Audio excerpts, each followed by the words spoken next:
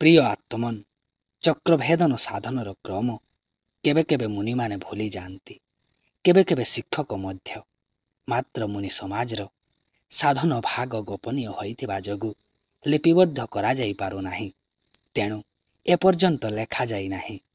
ଆଉ ଗୋଟିଏ କଥା ଯେ ଲେଖିକରି ଏହି ସାଧନ କୁହାଯାଇ ପାରିବ ନାହିଁ ମଧ୍ୟ।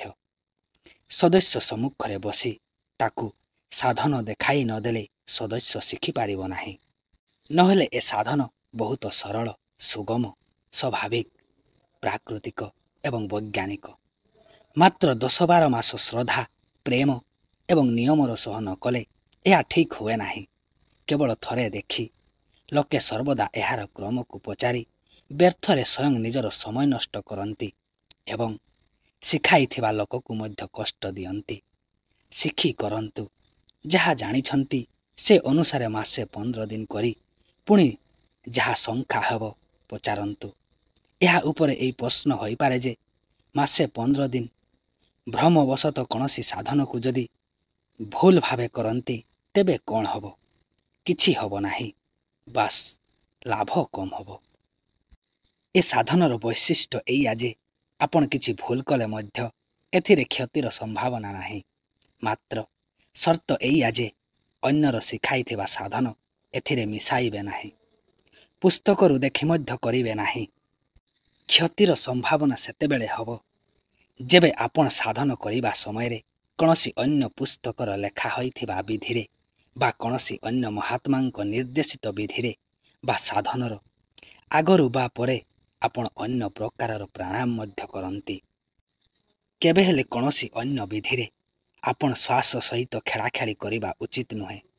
ଯେପରି ଉଡ଼ିଆନ ବନ୍ଧ କଲାବେଳେ ବା ପଞ୍ଚମ ଏବଂ ଷଷ୍ଠ ଚକ୍ରର ସାଧନ ସମୟରେ ବା ଅନ୍ୟ କୌଣସି ଚକ୍ରର ସାଧନ ବେଳେ ଶ୍ୱାସକୁ ବିଶେଷ ରୂପରେ ଟାଣିବା, ଛାଡ଼ିବା ବା ବନ୍ଦ କରିବା।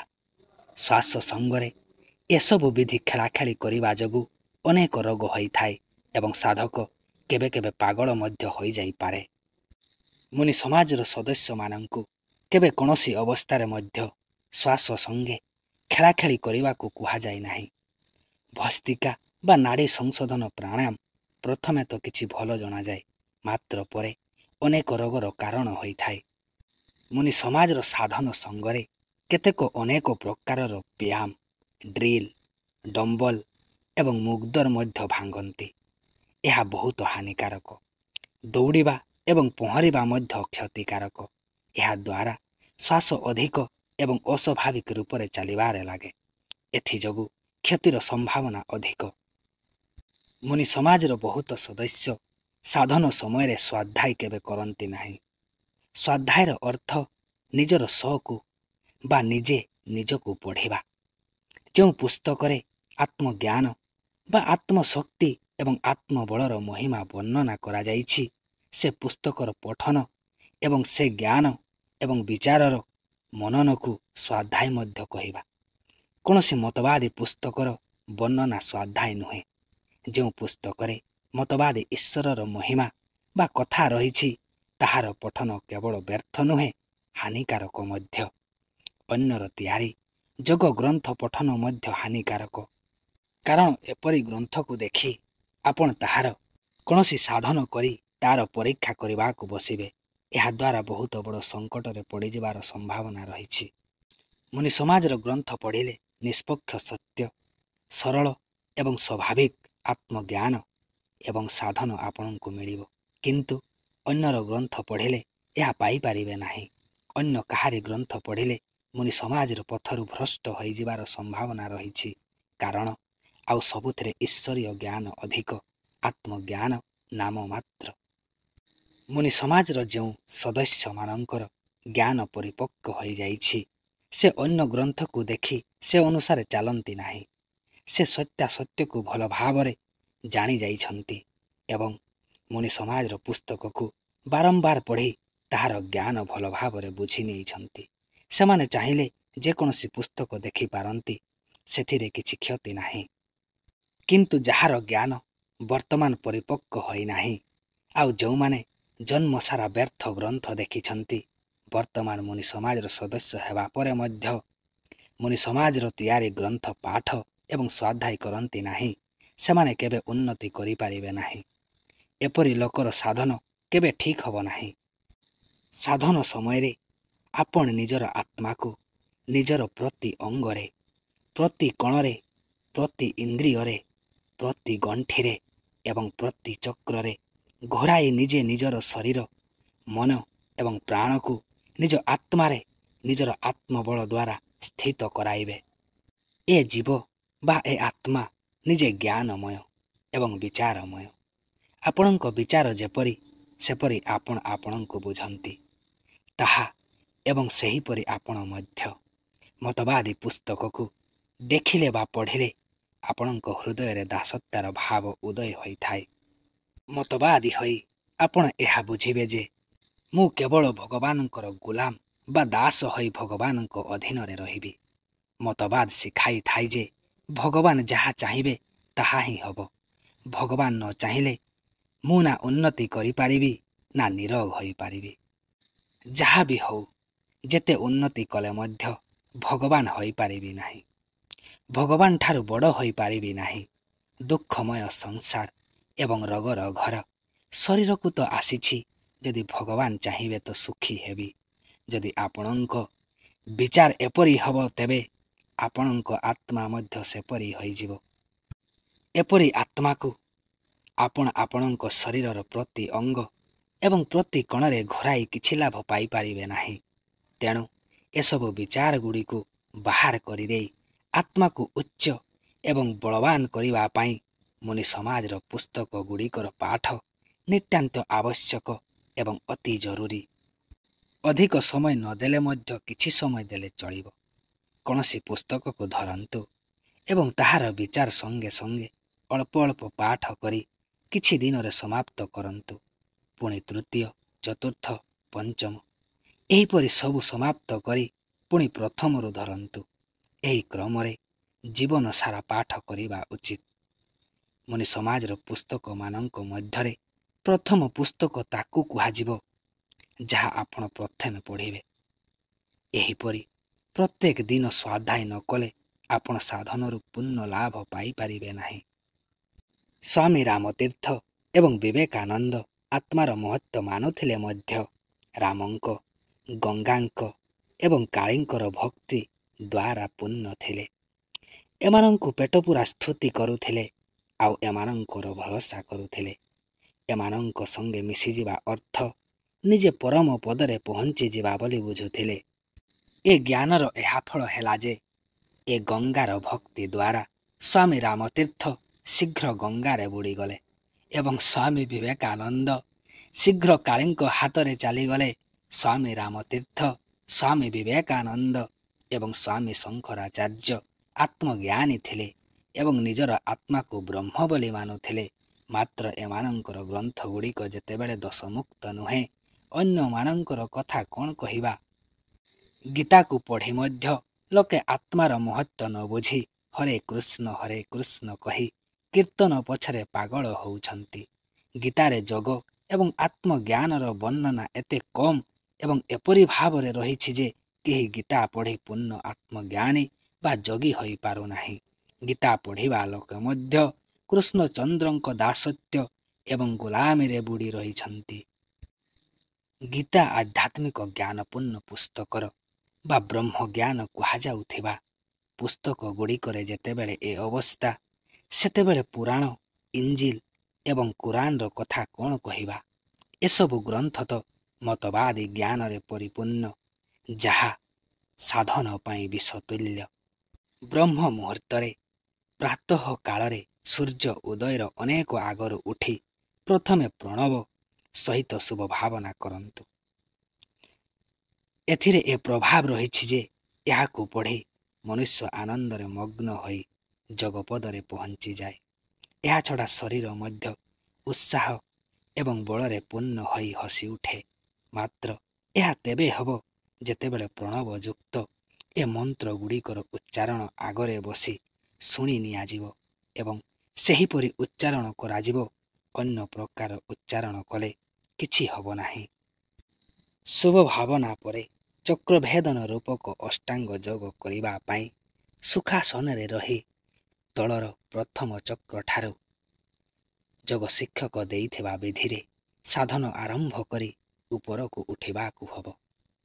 ଷଷ୍ଠ ଚକ୍ରର ସାଧନ 2 ବା 3 ପ୍ରକାରର। ପୁଣି ମଣିପୁରର ମଧ୍ୟ ସମ୍ମୁଖ ଭାଗରେ 3 ପ୍ରକାରର।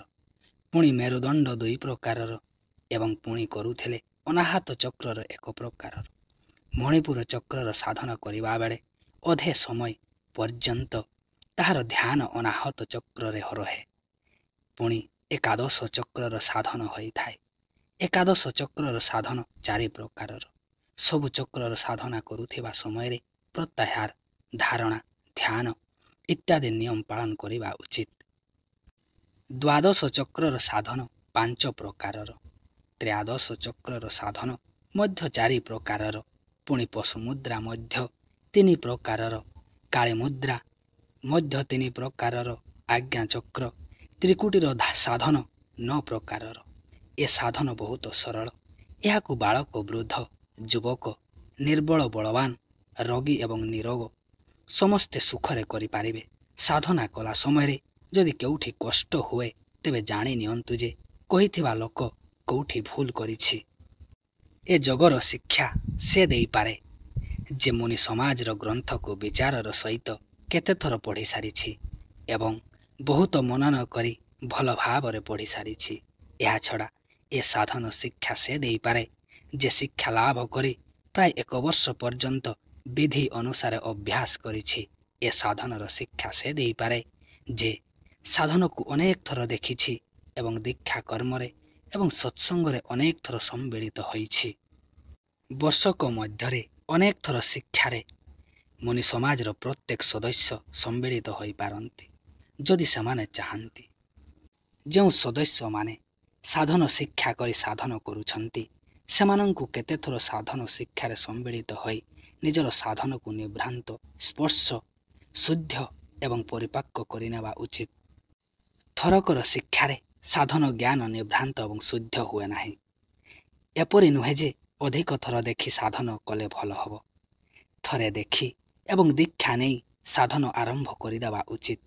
ପୁଣି ଯେଉଁଠି ଶଙ୍କା ହେବ ତାହା ନିବାରଣ କରୁଥିବା ଦରକାର। ସାଧନର ଜ୍ଞାନ ପୂର୍ଣ୍ଣ ରୂପରେ ହେବା ପାଇଁ ଏବଂ ସିଦ୍ଧି ଲାଭ କରିବା ପାଇଁ ସଦ୍ଗୁରୁଠାରେ ଏବଂ ସାଧନରେ ଶ୍ରଦ୍ଧା ଏବଂ ଭକ୍ତି ହେବା ଉଚିତ। ସାଧନର ବିଜ୍ଞାନ, ଦର୍ଶନ ଏବଂ ଏହାର ସ୍ୱାଭାବିକତା ଆଉ ସର୍ବୋପରି ଏହାର ଉପଯୋଗିତା ଭଲ ଭାବରେ ଜାଣିନେବା ଉଚିତ। ଏହାଦ୍ୱାରା ସାଧନ ଉପରେ ଦୃଢ଼ ବିଶ୍ୱାସ ହେବ, ଯାହା ହେବା ଅତି ଆବଶ୍ୟକ। ଏଥିପାଇଁ ସାଧନର ଶିକ୍ଷା ଦେବା ଲୋକ ଏହାର ସାଇନ୍ସ ବା ବିଜ୍ଞାନ, ଦର୍ଶନ ଏବଂ ଉପଯୋଗିତା ଖୁବ୍ ବିସ୍ତାର ଭାବରେ କହି ସାଧକକୁ ବୁଝାଇ ଦେବା ଉଚିତ। ଏ ନିୟମର ବିପରୀତ ଖୁବ୍ ସାଧନ ନ କରି ନିଜର ପରୀକ୍ଷା ନ ଦେଇ ବିନା ଆଜ୍ଞାରେ ଯେଉଁମାନେ ସାଧନ କହିଦେଇଥାନ୍ତି ସେମାନେ ବହୁତ ବଡ଼ ଭୁଲ କରନ୍ତି। ଏପରି ଲୋକଙ୍କଠାରୁ ସାଧନ ଶିଖି କେହି ସାଧକ ଲାଭବାନ ହୋଇପାରନ୍ତି ନାହିଁ। ଏମାନଙ୍କର କ୍ଷତି ହେବାର ସମ୍ଭାବନା ଅଧିକ। କେତେକ ଲୋକ କେବଳ ଥରେ କିଛି ସମୟ ପର୍ଯ୍ୟନ୍ତ ସାଧନ ଦେଖି ସାଧନ ସିଦ୍ଧି ନ କରି ବା ନ ବୁଝି ଅନ୍ୟକୁ ଶିକ୍ଷା ଦେଇଥାନ୍ତି। ସେମାନେ ନିଜକୁ ଏବଂ ନିଜର ଶିଷ୍ୟକୁ ପାପ ଏବଂ କ୍ଷତିର ଗର୍ତ୍ତ ମୁଖରେ ଠେଲି ଦେଇଥାନ୍ତି। ଏପରି ଲୋକଙ୍କଠାରୁ ସାଧନ କେବେ ଶିଖିବା ଉଚିତ ନୁହେଁ। ସାଧକ ଯାହାଠାରୁ ସାଧନ ଶିକ୍ଷା କରିବାକୁ ଚାହାନ୍ତି ତାଙ୍କ ବିଷୟରେ ପଚାରି ବୁଝି ନିଅନ୍ତୁ ଯେ ସେ ଶିକ୍ଷା ଦେବାର ଅଧିକାରୀ ଅଟନ୍ତି କି ନାହିଁ। ଏସବୁ ବାଧାକୁ ଦୂର କରିବା ପାଇଁ ମୁନି ସମାଜର ସଦସ୍ୟ ସେ ହୋଇପାରିବ ଯେ ଅତି ଶ୍ରଦ୍ଧାଳୁ ଏବଂ ସାଧନ ପ୍ରେମୀ ହୋଇଥିବ। ଅନାଧିକାରୀ ଲୋକଙ୍କୁ ସଦସ୍ୟ କରି ସଦସ୍ୟ ସଂଖ୍ୟା ବଢ଼ାଇବାର ଆବଶ୍ୟକତା ନାହିଁ। ମୁନି ସମାଜର ଜ୍ଞାନ ଏବଂ ସାଧନ କେତେ ସତ୍ୟ, ନିଷ୍ପକ୍ଷ ଏବଂ ଉଚ୍ଚ ଏହାର ବ୍ୟାଖ୍ୟାନ, ପ୍ରବଚନ, ଉପଦେଶ ଏବଂ ପୁସ୍ତକ ଗୁଡ଼ିକୁ ଦେଖିଲେ ଜଣାଯାଏ। ମୁନି ସମାଜ ଏଇଆ ଚାହୁଁଛି ଯେ ଲୋକେ ଏ ସତ୍ୟ ଜ୍ଞାନର ପରିଚୟ ପାଇ ଅତ୍ୟନ୍ତ ଶ୍ରଦ୍ଧା ହେଲେ ଏଥିରେ ପ୍ରବେଶ କରନ୍ତୁ। ସଦସ୍ୟମାନଙ୍କର, ସମାଜର ଏବଂ ଶିକ୍ଷା ଦେବା ଲୋକର ଏଥିରେ କଲ୍ୟାଣ ହେବ। ମାତ୍ର ଏକଥା ସ୍ମରଣ ରଖିବା ଉଚିତ ଯେ ଏପରି ନିର୍ଦ୍ଧନ ଏବଂ ଗରିବ ଲୋକ ଅଛନ୍ତି ଯେଉଁମାନଙ୍କର ଯୋଗ ପ୍ରତି ବିଶ୍ୱାସ ରହିଛି ଏବଂ ଶିକ୍ଷା କରି ପ୍ରକୃତରେ ସାଧନ କରିବା ନିମନ୍ତେ ତତ୍ପର। ସେମାନଙ୍କଠାରୁ କିଛି ନିଆଯିବ ନାହିଁ। ସଦ୍ଗୁରୁଦେବ କହିଛନ୍ତି, ସବୁ ପ୍ରଚାରକ ଗରିବମାନଙ୍କଠାରୁ ଚାନ୍ଦା ବା ପ୍ରବେଶ ଶୁଳ୍କ ନ ନେଇ ତାଙ୍କୁ ସାଧନ ଶିକ୍ଷା ଦେବେ। ମାତ୍ର ଦେଖିନେବେ ଯେ ପ୍ରକୃତରେ ସେ ଗରିବ କି ନୁହେଁ ଏବଂ ତାର ଯୋଗ ପ୍ରତି ଶ୍ରଦ୍ଧା ଅଛି କି ନାହିଁ। ଚେତନ ହିଁ ସମସ୍ତଙ୍କର ପ୍ରେରକ। ବର୍ତ୍ତମାନ ଚେତନ କ'ଣ? ଏହା ବିଚାର କରିବା ଉଚିତ। ଯେଉଁଥିରେ ଚେତନତା ରହିଛି ତାହା ଚେତନ। ଚେତନତା ସେଥିରେ ରହିଛି ଯେଉଁଥିରେ ଚିତ୍ତ ଅଛି ଏବଂ ନିଜର ଥିବାର ଜ୍ଞାନ ରହିଛି। ଯେଉଁଠି ଚିତ୍ତ ରହିବ ସେଥିରେ ମନ ଥିବ, ଇଚ୍ଛା ଥିବ। ମନର ମନନ ଏବଂ ଇଚ୍ଛା ଭାବନା ରୂପରେ ହୋଇଥାଏ। କୌଣସି କାମ କରିବା ପୂର୍ବରୁ ମନୁଷ୍ୟ ତାହା କରିବା ପାଇଁ ଦୃଢ଼ ଇଚ୍ଛା କରିଥାଏ, ଭାବନା କରେ ଏବଂ ନିଜର ଦୃଢ଼ ଭାବନା, ଇଚ୍ଛା ଏବଂ ବିଶ୍ୱାସ ଅନୁସାରେ କରିବା ପାଇଁ କାମରେ ଲାଗିଯାଏ। ଯଦି ଇଚ୍ଛା, ଭାବନା ଏବଂ ବିଶ୍ୱାସ ଦୃଢ଼ ଥାଏ ତାହେଲେ ସେ କାମକୁ ମନ ଲଗାଇ କରିଥାଏ ଏବଂ ସଫଳ ହୁଏ ମଧ୍ୟ। ଆଉ ଗୋଟିଏ କଥା ଯେ ଯେତେ ଚେତନ ସେ ସେତେ ଜ୍ଞାନବାନ ଏବଂ ବୁଦ୍ଧିମାନ ମଧ୍ୟ ହେବ। ଜ୍ଞାନ ଏବଂ ବୁଦ୍ଧି ନ ଲଗାଇ ବଳଦ ପରି କାମ କରିବା ଲୋକ ନିଜ ଲକ୍ଷ୍ୟରେ ପହଞ୍ଚିବାରେ ସେତେ ସଫଳ ହୋଇପାରେ ନାହିଁ ଯେପରିକି ଜଣେ ଜ୍ଞାନୀ ଏବଂ ବୁଦ୍ଧିମାନ ସଫଳ ହୁଏ। ଆତ୍ମା ମଧ୍ୟରେ ଯେପରି ଭାବନା ଆସେ ଠିକ୍ ସେହିପରି ସବୁ କଥା ଏବଂ କାର୍ଯ୍ୟ ଶରୀର ମଧ୍ୟରେ ହେବାକୁ ଲାଗେ। ଭାବନା, ବିଶ୍ୱାସ ଏବଂ ଇଚ୍ଛା ଅନୁସାରେ ମନୁଷ୍ୟାତ୍ମା ନିଜ ଜୀବନର ଭାଗ୍ୟ ଏବଂ ପରିସ୍ଥିତିକୁ ତିଆରି କରିପାରେ ଏବଂ ନଷ୍ଟ କରିଥାଏ ମଧ୍ୟ। ଯାହାର ଏପରି ଭାବନା ଏବଂ ବିଶ୍ୱାସ ଯେ ମୁଁ ଏ କାମ କରିପାରିବି ନାହିଁ ବା ଯେ ନିଜକୁ ସେ କାମର ଅଯୋଗ୍ୟ ବୋଲି ଭାବେ ଏବଂ ଯେ ନିଜକୁ ସ୍ୱୟଂ ନୀଚ ଭାବେ, ସେ କେବେ ଉଚ୍ଚ କାର୍ଯ୍ୟ କରିପାରେ ନାହିଁ। ଯେକୌଣସି ଉଚ୍ଚ ଏବଂ ବଡ଼ କାର୍ଯ୍ୟ କରି ସଫଳ ମଧ୍ୟ ହୋଇପାରେ ନାହିଁ। ଯେ ନିଜକୁ ସଂସାରର କୌଣସି କାର୍ଯ୍ୟ ପାଇଁ ଅଯୋଗ୍ୟ ବୋଲି ଭାବେ ସେ ଅଜ୍ଞାନୀ ଏବଂ ମହାପାପୀ। ସେ ସଂସାରର କୌଣସି କାର୍ଯ୍ୟ କରିପାରେ ନାହିଁ। ଏହି ସତ୍ୟ ଜ୍ଞାନ ମୁନି ସମାଜର ଦାନ, ଯାହା ଏ ସଂସାରକୁ ସେ ଦେଉଛି। ରୋଗ, ଦୋଷ, ବାତ, ପିତ୍ତ, କଫ, ଥଣ୍ଡା, ପେଟ, ଅନ୍ତନାଡ଼ି ସବୁ ଜଡ଼ ଏବଂ ଜଡ଼ ହେବା ଯୋଗୁଁ ଆପଣଙ୍କ ଅଧୀନ। ଏହି ରୋଗ, ଦୋଷ, ବାତ, ପିତ୍ତ ଏବଂ କଫ ଜଡ଼ ହେବା ଯୋଗୁଁ ଚେତନର ଅଧୀନରେ ଚାଲନ୍ତି। ସ୍ୱୟଂ କିଛି କରିପାରନ୍ତି ନାହିଁ। ଆପଣ ଯେପରି ଭାବନା କରିବେ, ଯେପରି ଚଳାଇବେ ସେହିପରି ଚାଲିବା ପାଇଁ ଏମାନେ ବାଧ୍ୟ। ଏହା ନିୟମ ହୋଇଥିବା ଯୋଗୁଁ ଏହା ଅଟଳ ଏବଂ ଅଚଳ। ଏହାର ବିପରୀତ କିଛି ହୋଇପାରେ ନାହିଁ। ଆପଣଙ୍କୁ ଯଦି ଏ ଜ୍ଞାନର ବିଶ୍ୱାସ ହୋଇଗଲା ଆଉ ନିଜେ ନିଜର ଏ ସ୍ୱାମିତ୍ୱ ବା ଈଶ୍ୱରତ୍ୱ ଜାଣିଗଲେ, ତେବେ ରୋଗ, ଦୋଷ, ବାତ, ପିତ୍ତ, କଫ ଯେଗୁଡ଼ିକୁ ଜଡ଼ ଆପଣଙ୍କର କ'ଣ କରିପାରିବେ? ଆପଣ ଯେଉଁ ସମୟରେ ଏହି ସତ୍ୟ ଜ୍ଞାନକୁ ଧାରଣ କରି ନିଜର ଭାବନାକୁ ଶୁଦ୍ଧ କରିନେଉଛନ୍ତି ସେ ସମୟରୁ ନିରୋଗ, ଶୁଦ୍ଧ ଏବଂ ସବଳ ହେବାକୁ ଲାଗିବେ। ଯଦି ଆପଣ କୌଣସି କାରଣରୁ କୌଣସି ଦିନ ସାଧନ କରିପାରୁନାହାନ୍ତି, ତେବେ ଅତି କମ୍ରେ ନିଶ୍ଚିତ ଭାବେ ପ୍ରତଃ ସକାଳେ ଏବଂ ସନ୍ଧ୍ୟାରେ 2 ବେଳା ପ୍ରତ୍ୟେକ ମୁନି ନିଶ୍ଚିତ ଏକାଗ୍ର ଚିତ୍ତ ହୋଇ ଶୁଭ ଭାବନା କରିନେବା ଉଚିତ। ଏହି ଶୁଭ ଭାବନା ସେହି ବିଧିରେ ଆରମ୍ଭ କରିବା ଉଚିତ ଯେପରି ମୁନି ସମାଜ କହିଛି।